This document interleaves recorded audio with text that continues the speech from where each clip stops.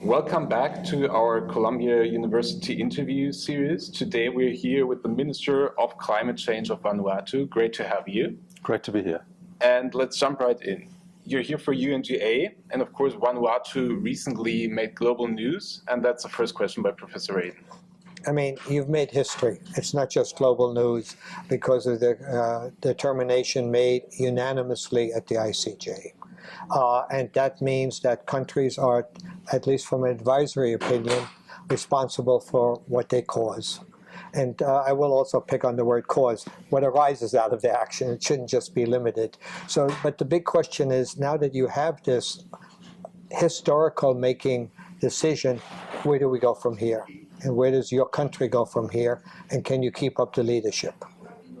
Thank you. Well, a very first thing is people have got to understand this opinion, know about it, and how can it be applied. And so we're organizing a number of workshops as far as we can, particularly among the Pacific Island countries to start with.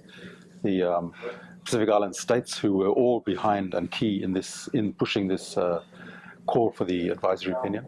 So running a workshop with the lawyers, the Attorney General's departments, about what it means, what can we do, with the scientists as well.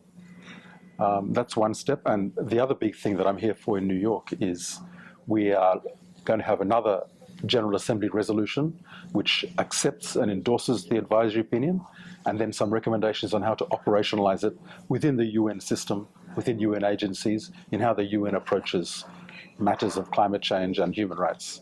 So that's really what we're doing here in New York, is trying to build that alliance of like-minded states to support a resolution that tries to embed the centrality of international law in dealing with climate change, and also the centrality of international law around human rights as a key aspect to how we should be dealing with climate change. And we hope to bring that resolution later this year, not this week. We're still building a core group of states to assist us in drafting of the final text of the resolution, but at some point we will bring it to the resolution. So we will bring it to the General Assembly to be voted on again.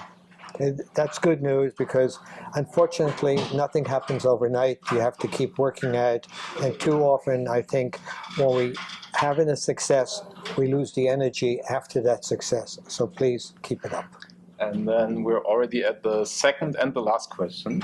Vanuatu is part of the Pacific Maritime Decarbonization Program. You're leading the push for 100% renewable energies by 2030 across the Pacific, establishing a protected maritime area. How do you prioritize your climate policies, and how would you summarize your approach to climate policies right now? In a way, Vanuatu is lucky in that we've been on the margins of world development, of globalization. And so, for example, we have a very low rate of electrification, but now we are going for 100% accessible energy in our national roadmap by 2030, and all new infrastructure is all renewable. We don't have to repurpose old infrastructure, fossil fuel infrastructure. We can go straight to it's almost like skipping landlines and going straight to cell phones. That's what happened in Vanuatu. Also, we are fortunate because we are a small state, but we do have a global voice as a state in the UN. And so we are advocating for the greatest ambition outside of Vanuatu, while at the same time bolstering our natural assets, which are the fact that we are indigenous peoples with a long history of adaptation to climate change, thousands of years living in the islands where we are, building on those solutions while recognizing that there are limits to adaptation. We need the world to act as well, but at the same time building on the strengths we have in terms of being able to control the lands and seas that we inherit. Our communities control them through indigenous land rights, and strengthening that to build the best of what's there with what science we can bring in to ensure that we are finding a better future for future generations in my country. Thank you so much. Let me add a question, if I may, okay?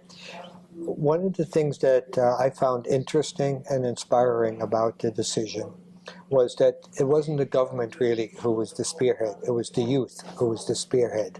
Because one of the things that we talk about is is the youth really idealistic enough to move forward? So what is your message to the youth of your country and to the youth of the Pacific and to other youth? Yes, so the idea for seeking advisory opinion from the ICJ actually came out of a law class at the University of South Pacific in Port Vila. This is the law school of the University of South Pacific.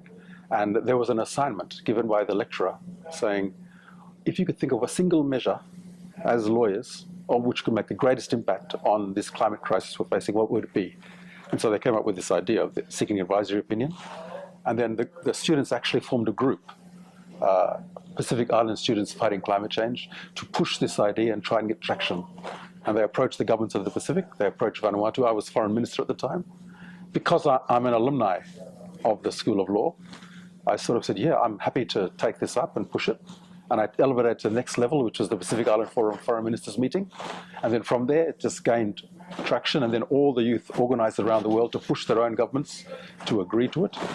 And I think one of the great lessons out of what's just happened is that you can make monumental change through some crazy idea you have in the classroom, and you just continue working on it.